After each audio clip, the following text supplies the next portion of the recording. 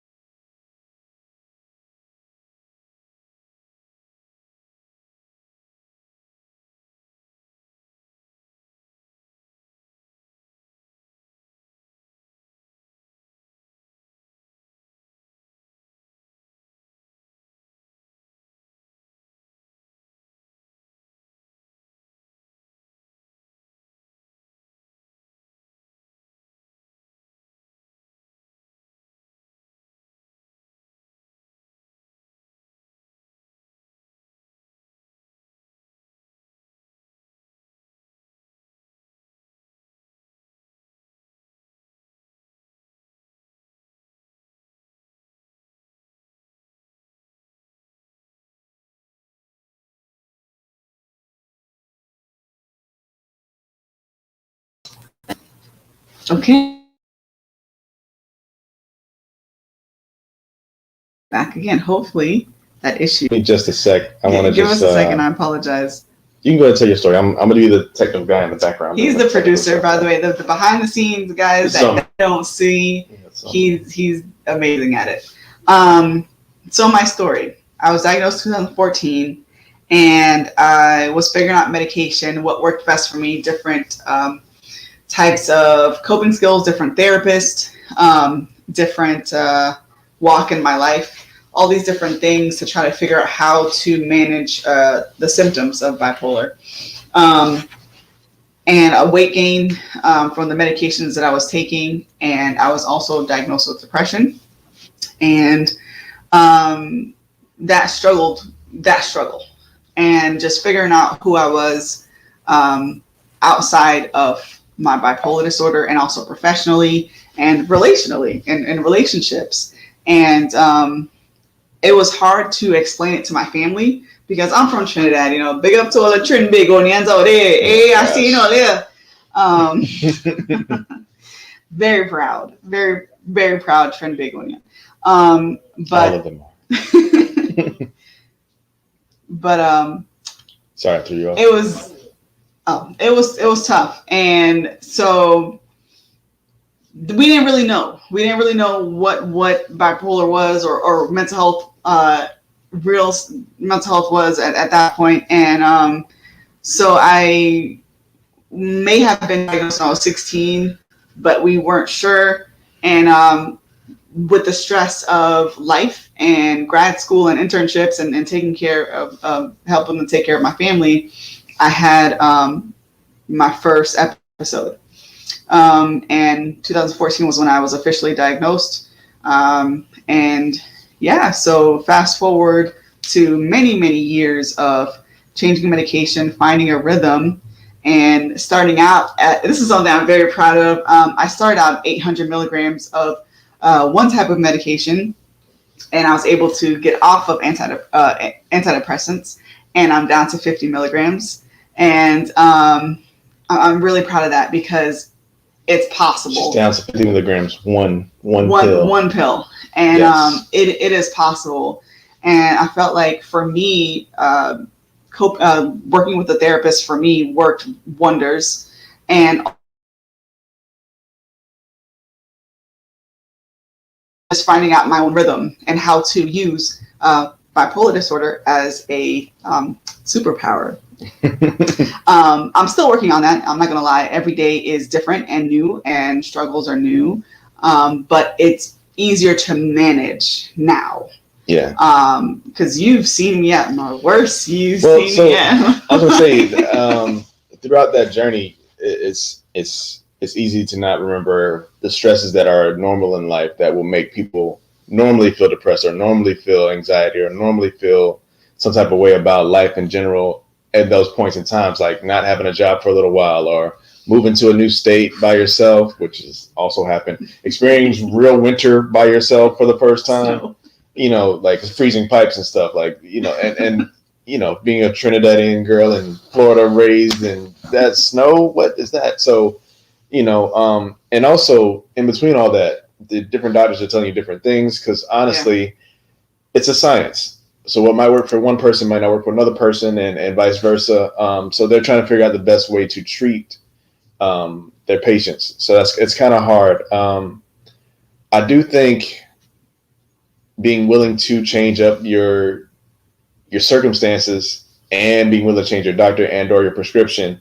I think if you ask doctors more questions you ask, the better results you're going to get, because they're just trying to get, I know you have this, I know you have this. This usually works. And being honest, like for me, I had to tell one of my doctors, like, hey, I cannot function with this medication. Like, I need to be able to function and be there to do my job as a professional too. And I think that's actually part of the might be a big part of the problem, because like you take medication and you live with the side effects, and sometimes you got to speak up, because I mean, not that they're going to put you on more medication, but maybe there's a different medication that has a slightly less drowsy feel, or a slightly more boosted energy feel, but it does the same thing. But the doctors, again, they're doing their best to give you what they think works. So how was it for you? Because like I remember that conversation I had with your family and your parents, trying to educate them on what bipolar disorder is.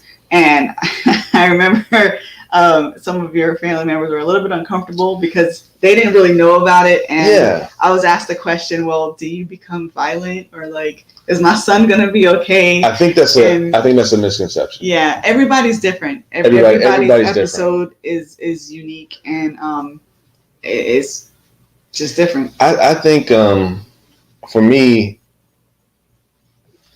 I think everybody has their vices. Everybody has their own devices that kind of keep them one way or the other, and that's chemically drinking or smoking or whatever people do. Sleeping And around. so, yeah, there's a lot of stimuli out there for people to counterbalance their mindset. But for me, as far as like my family and whatnot, I don't like to buy into stereotypes or stigmas in general. So until I know it for myself, I'm not going to judge it.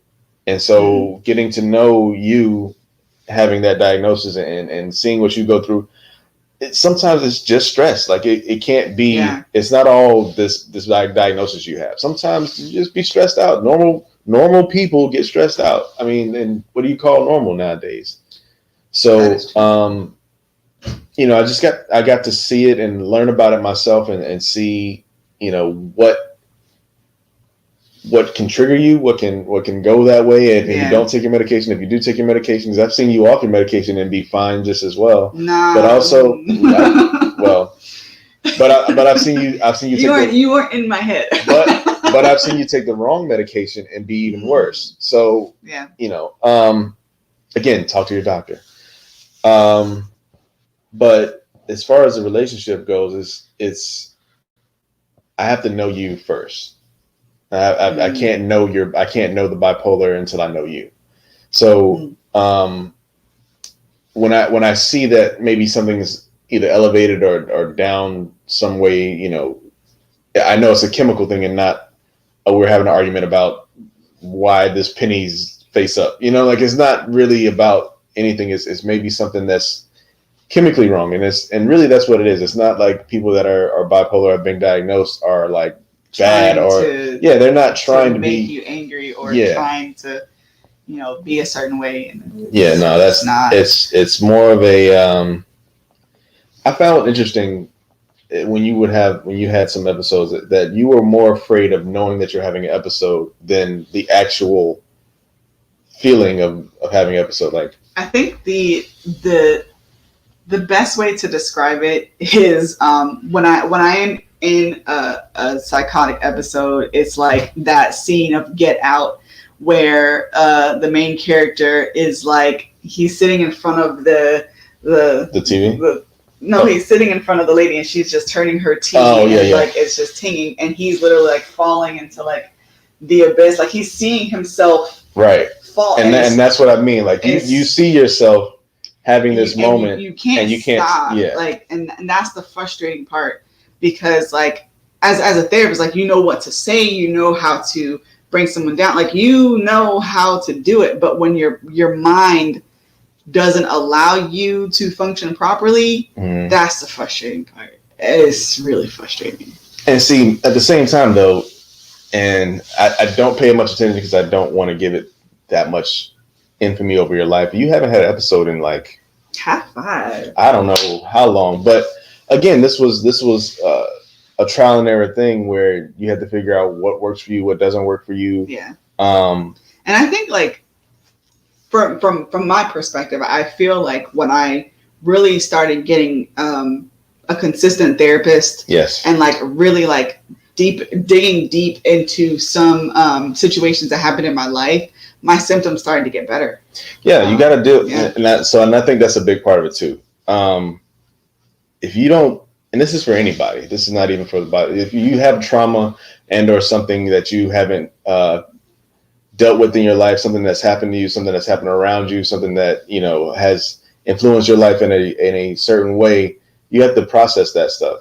And being bipolar and not processing your things, it's going to compact on top of it. So it's like, maybe at first you needed 5 pills, Exactly. And the thing is, like, I guess like my fear was like when I first got on medication, I'm like, I'm going to be on this for the rest of my life. I'm going to have to like experience this for the rest of my life. And it's just like, once I started like working through that and learning new coping skills, because like as a professional, which is the crazy part, like as a professional, this, like to teach it to somebody else. But when it's you, it's like, okay, I really have to do the work. Let me take a step back because if I'm not good for me, I can't be good for nobody. So it's just like, I literally had to take a step back and be like, all right, let me figure out how to work through this so that I can be better.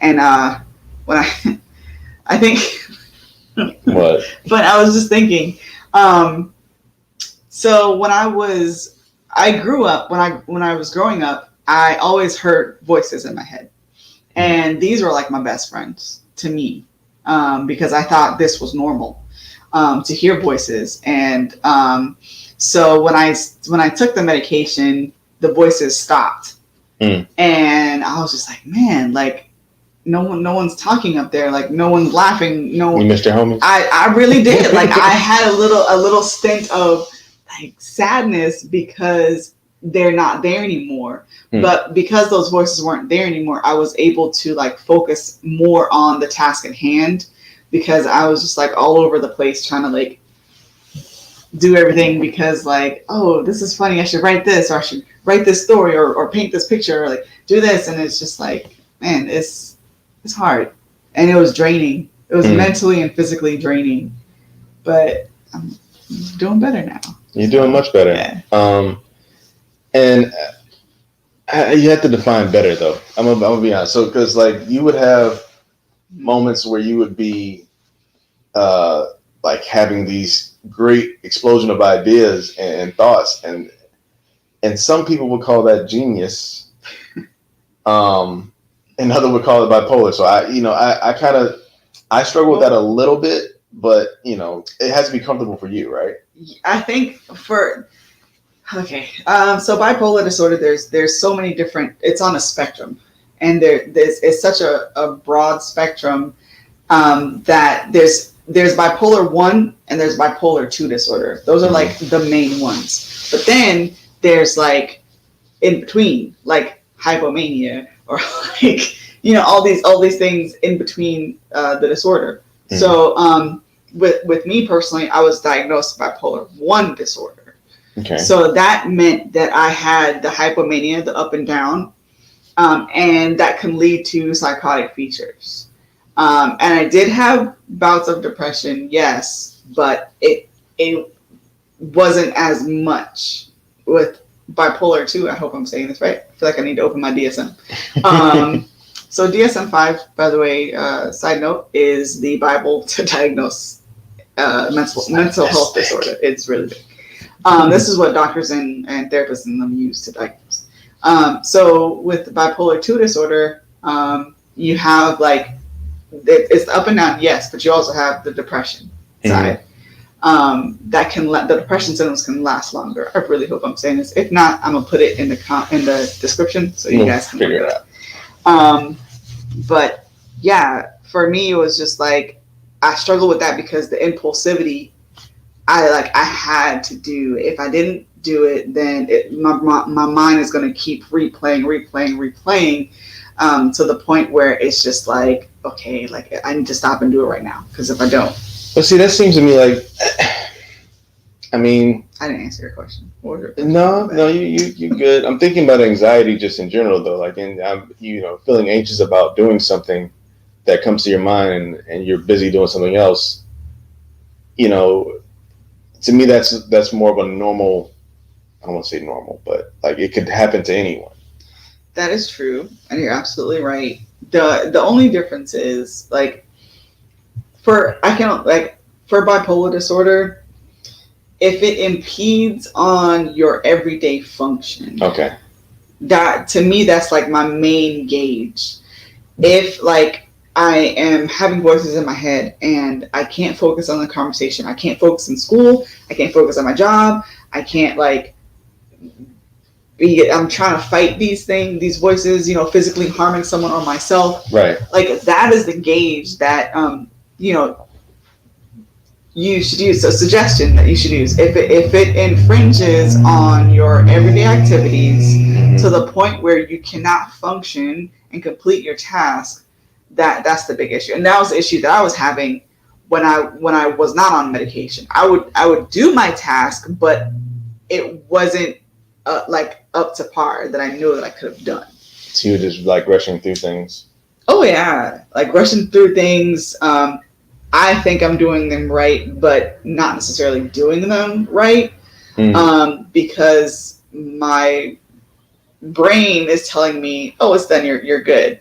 It's a bipolar mind is if you have 20 windows open at one time and they're all running. And some people be like, Danielle, that's every woman's mind. That's every mom's mind. Pinterest. That's every, like,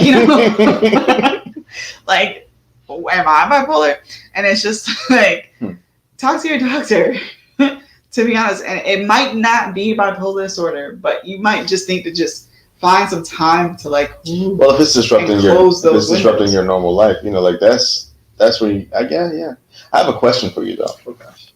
This is going to be a good one. Okay. Because this is supposed to be about me loving you. How did you fall in love after you were like? Did you feel like you could love someone, or be loved with your? Well, to be honest with you, I didn't want to be married. Marriage was not in the cards for me at all. Like, that was not even a thought in my mind. I was just like, what's that? What was the question? Sorry. Actually, I should rephrase it. Did being diagnosed with bipolar disorder give you any kind of hesitance towards being in a relationship with someone? Or like, did it affect you in any way? When I was not on medication, I was in very, not negative relationships, but I was doing things outside of my character that I didn't realize I was doing until I was like, oh, I would get enough sleep and be like, oh man, did I just do that? But to be afraid to be in a relationship with somebody, nah. That I wasn't afraid to be loved. My thing was, I was afraid that I wasn't good enough to do my task. I was very much task oriented. So it was just work related. Yes, because I feel like no, I ain't even gonna lie. The impulsivity. Mm-hmm. I didn't realize that was like a really big issue until I got into a relationship. Yeah. Well, our bank account is better. Okay, like so. No, there's the impulsivity was really intense for me. But there's impulsive shoppers all over the world. You right. And this is what I mean. Like, I worry sometimes, and this comes from the stigma of it, is that, bipolar is only like this extreme something. And I think everybody has a little something. And it's like, it's the spectrum. It's the spectrum. Scale. Yeah, it's the spectrum of it. Because I could point to 5 people that I know that are impulsive right now, and if that was the big thing for you, it's not. It could. And I guess I'm trying to normalize some of the feelings that you have, because it's you should get checked out if it's disrupting your actually life and your livelihood. Yeah, because like for me, there were times at night where I would just hallucinate, or I would hear something or like see something, and I would be kind of afraid to be like, did you see that? Did you hear that? Because I don't want anybody to be like, but see, don't you? Like, so as I forgot what John Poe said, suffer in silence stuff. Yeah. Mm-hmm. I did that for a while. Even as a professional. I forgot the term, John. That was... but on the flip side of that, like the good things. The good thing is about having it is that I can multitask like nobody's business. And now that I'm medicated, so much better. Yeah. Like it's so much better. And I'm able to like manage the symptoms. It's just like, man, I totally am able to like do multiple things and ideas. Like I'll be like at work, like doing my job, and then an idea pops into my head for the show. I was like, ooh, I gotta do that. I want to do that. Da, da, da. And I was just like, okay, my brain will not stop until I write it down or like just do something with it. So that way I can return back to my task. And if you're listening to me and you're like, oh, but I do that. Am I bipolar? I'm not saying that. Like, no. This is my experience. This is something that I experienced for me. And if you have any questions, talk to a doctor. Please do. Because I think I would imagine, because I don't know personally, but I'd imagine the older you get, the more set in your ways you feel you are. And you're in your 50s and you finally, I'm going to go talk to a doctor, and they tell you, hey, you're bipolar. It's like, I got kids. And I'm fine. I'm not, and that becomes a denial thing, and that's a whole problem. Because maybe there's something that you could be taking from a doctor's perspective that could put your life back in order. That you've been hiding, the feelings you've been having and not processing things, and feeling all kinds of depression or anxiety or whatever the case may be, and it's not how life's supposed to be. Right. You're totally right, and it's just like I find that the best thing that works together is having your doctor and having your therapist, like really and truly, because the medicine manages the symptoms. Manages, not fixes. It doesn't cure it, and Right. and that's for anything. If you take, like, for instance, you have high blood pressure or you have diabetes, your medication manages the symptoms. It doesn't stop the diabetes. It doesn't stop the hypertension. Right. So it's just like, it's the same thing with mental health, and I feel like we just need to stop separating them because it's the whole body. It's health. It's health. But that's a whole other thing. Yeah. Yeah. So like, if you pair the two, you're able to learn the coping skills that you need to learn, process the things that you can process while you are on while you're on your medication.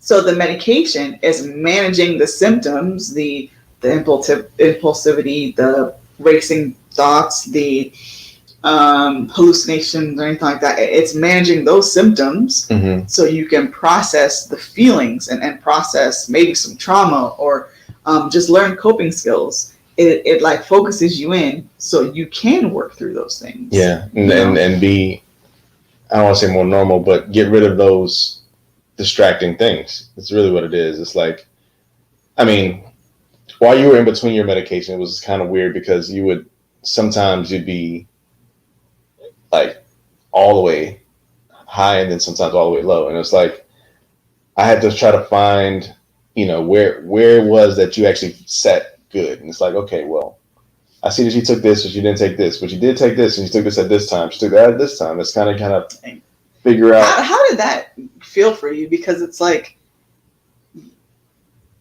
you're trying to take care of like the house, like your house as a man, but then you have your wife here that I don't separate is dealing that with all that. So it's like, how? I can't say I wouldn't separate loving my wife from you having a diagnosis. But like, I'm sure it must have been like really hard trying to figure out, well, if she's on this medication or this time, it's like you're tracking it with me too.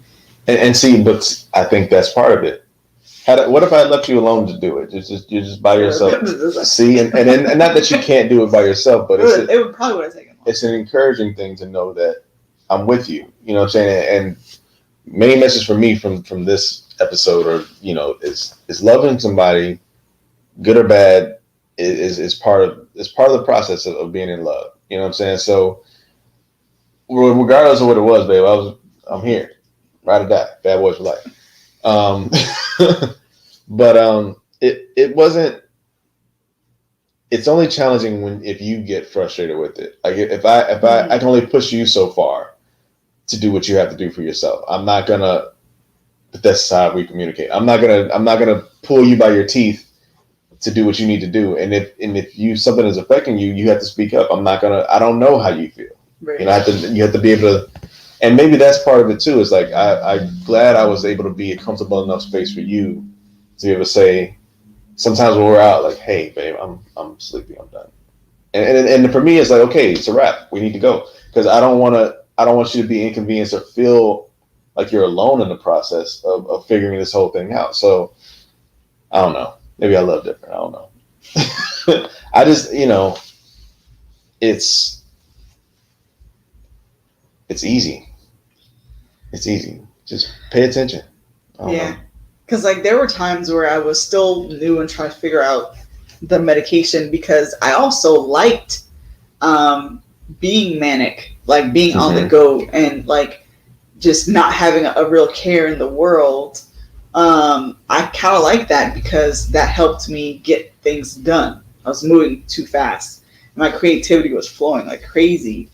She had great ideas. Yeah, and once I got on medication, it's just like I need to get off medication to study. I need to get off medication, which sounds crazy. I just heard it. Yeah, you did. Sounds wow. I would literally get off medication to write papers and do the things I needed to do. What if I didn't have time to do it? Which got me like an A+.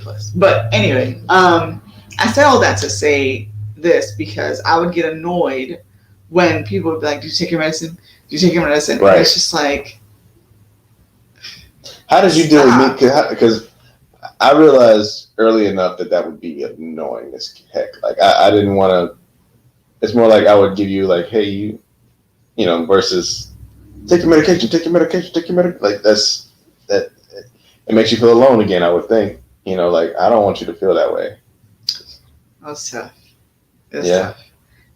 But like I knew as well that it was coming from a place of love. So I think if you have like a spouse or a loved one or somebody, I think the first thing that recommendation would be to establish is letting the person know that you love them and you're not trying to beat them or control them, beat them up or control them or like cram it down their throat.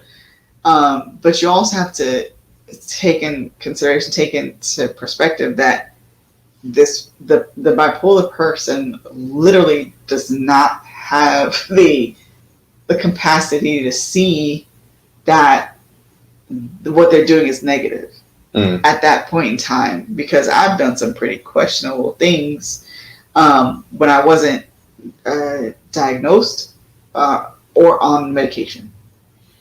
But I've had some really beautiful things occur and like different programs that I've written and stuff, and it was just really cool. You've had some great adventures. But yeah, I don't think it's as big of a deal as people think it is.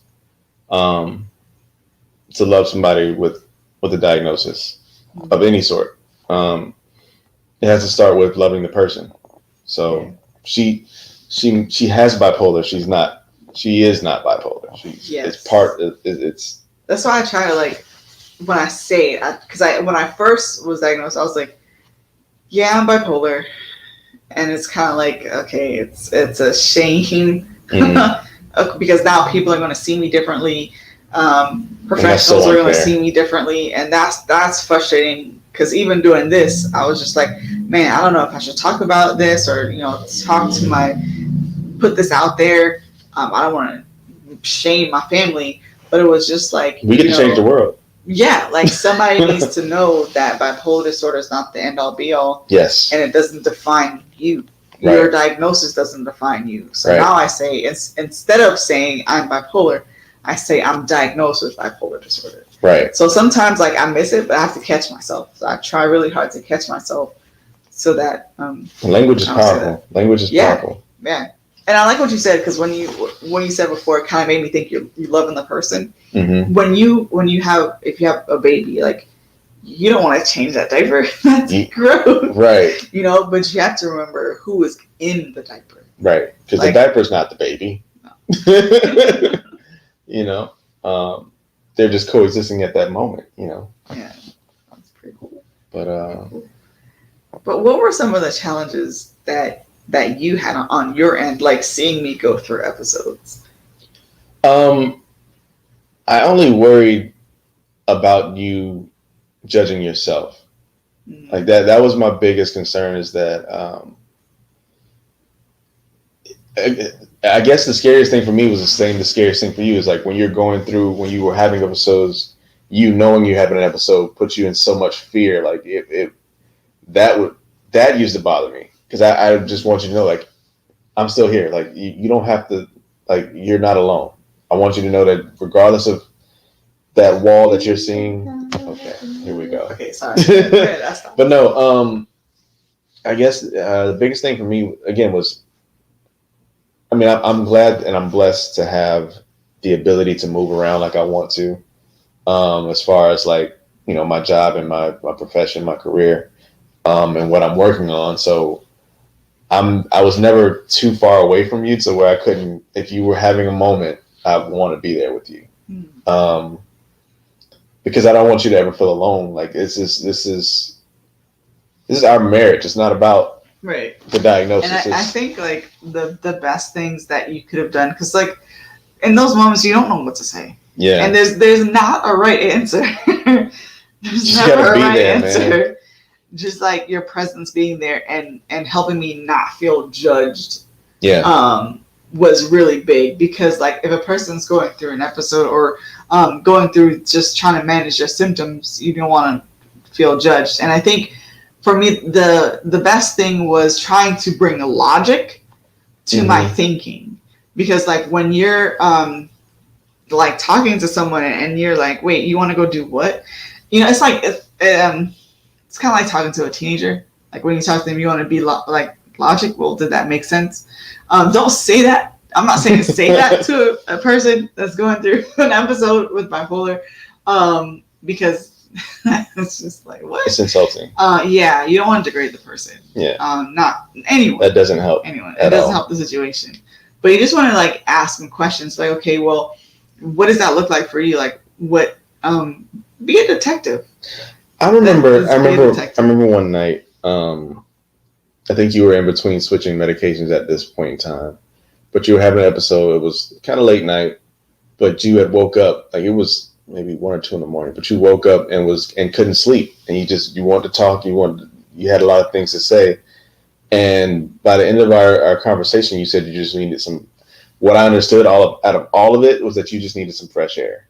And literally we went for a walk, and maybe around the block, maybe 2 or 3 times. And when we got back to the house, you fell right asleep, as if, it was just something you just needed to express and breathe for a minute. Maybe you were having a bad dream and you couldn't say what happened in your dream, but you just wanted to escape for a moment. And maybe, I didn't get all of that, but now that I'm thinking back on it, maybe that's all it was. And you just couldn't, in that state of mind, you couldn't express that to me.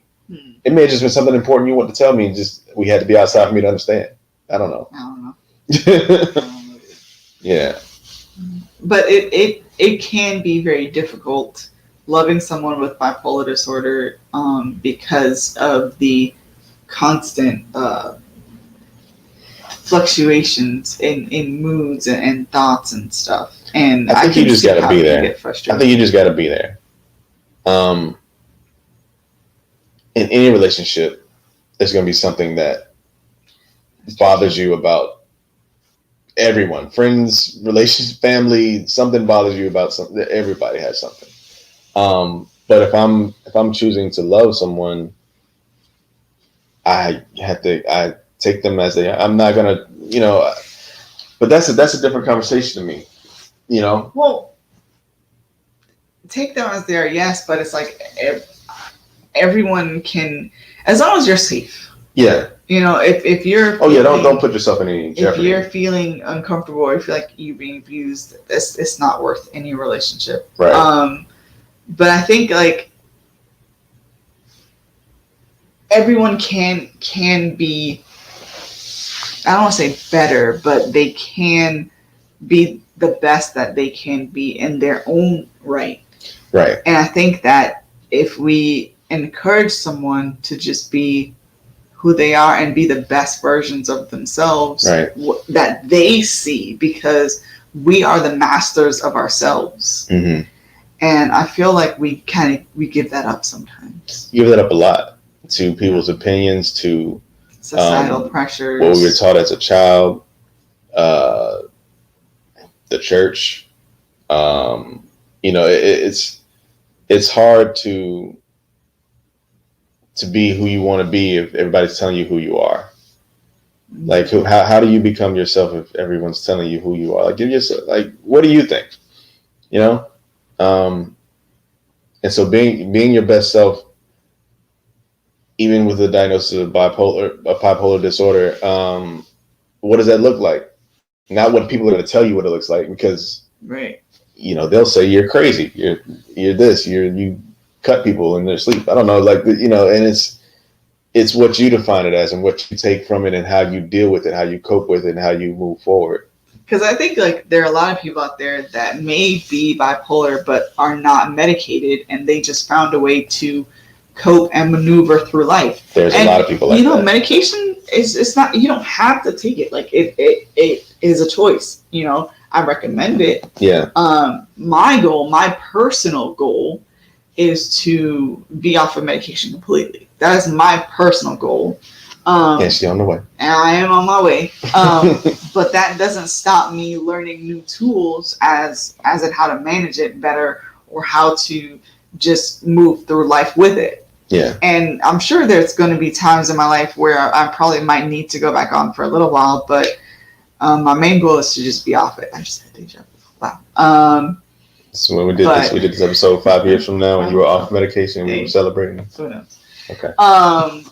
But yeah, and it is possible, and I feel like there's so many things out there. Like, so many people find solace in. There's like some people find solace in their beliefs, their religion, crystals, Reiki. I'm sorry, guys. I heard it, and I'm not sure if I'm saying it correctly. There's so many positive, healthy things that out there. Acupuncture, that can help.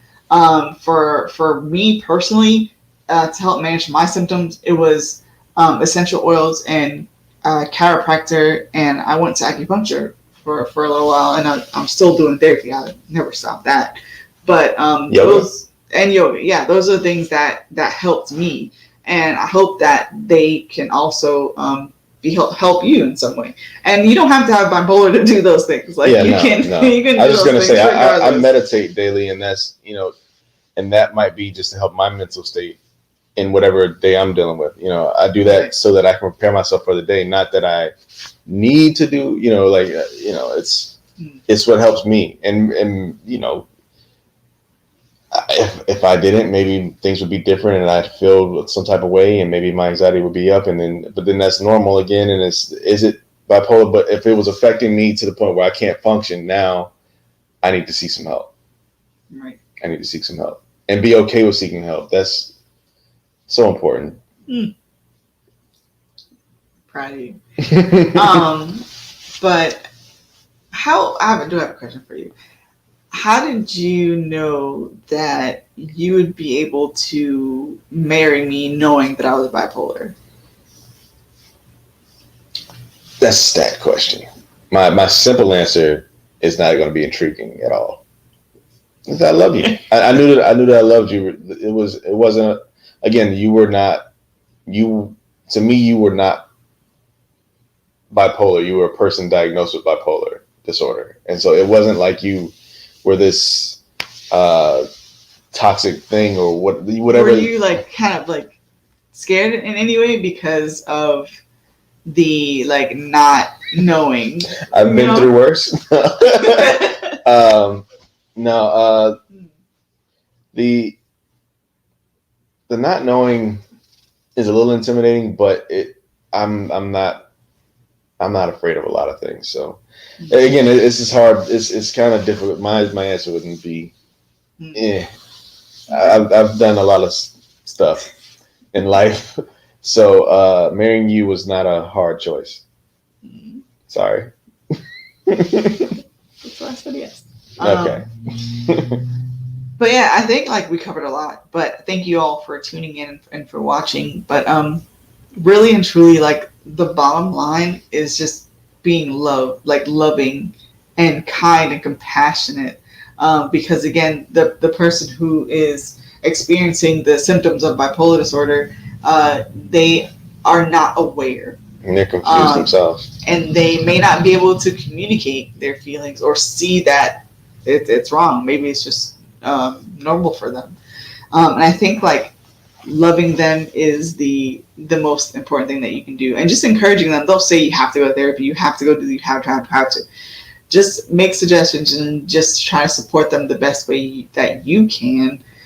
Because it can be challenging for you and the person going through the symptoms. And not just your significant other, like family members, friends, be there for people, encourage them, because there's nothing like knowing somebody has your back, you know, in anything in life, you know. And so if you have somebody that's talked to you about it, maybe seeing a doctor, maybe seeing a therapist, maybe, you know, give them a pat on the back, encourage it, you know, and then maybe go with them. I don't know. Maybe that'll help, you know. Yeah. But babe, thank you for coming on the show. Yes. And for talking to us on how to love us, for loving a spouse with bipolar disorder. I've changed the flyer like twice. 3 times. Thank you, everyone. And next month, I'm really excited about next month because it's going to be all about the men. We're going to have a lot of different speakers. If you want to. I'm doing a show, I guess. I have one slot open. All the slots are filled. But thank you all for coming on the show and for hearing us, and like us, subscribe, share. But I wish you all the best. Right, no. And I will catch you guys next time. And remember, I was ready. I'm the producer. You're worth way more than pearls. Take care, everyone. Peace. Please be safe out there. Wash your hands and wear your mask. Sanitize. Bye.